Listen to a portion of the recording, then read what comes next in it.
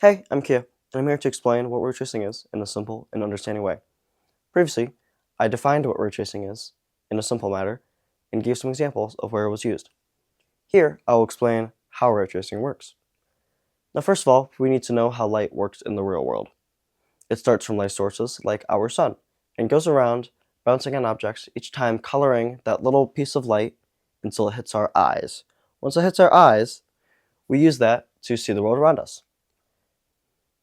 Now, how can we use that to explain how ray tracing works?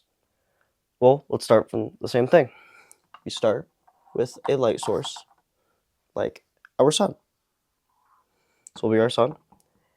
And then we create light rays that go out of it, bouncing on objects until they inevitably hit an eye.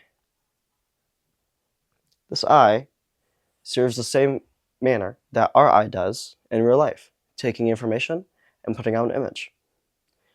Now, this is great and all. However, there is one difference that from how light works in the real world that we use in ray tracing.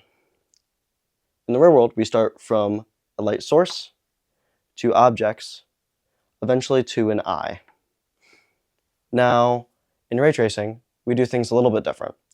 We start from an eye to objects to a light source. This is due to most of the light rays from our light source being shot out into nothingness or not hitting your eye, which is wasting a lot of time. Time that can be spent, well, sending more light rays. And so, let's try this again. Let's give ourselves an eye.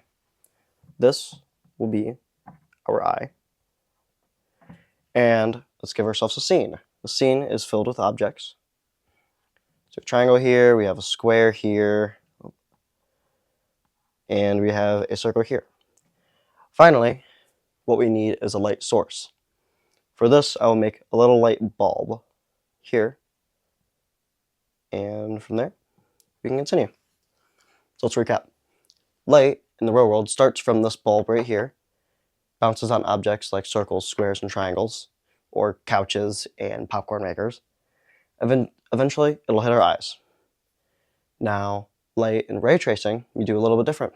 We start from our eye, we send out rays, and they bounce around on different objects until they eventually hit a light source.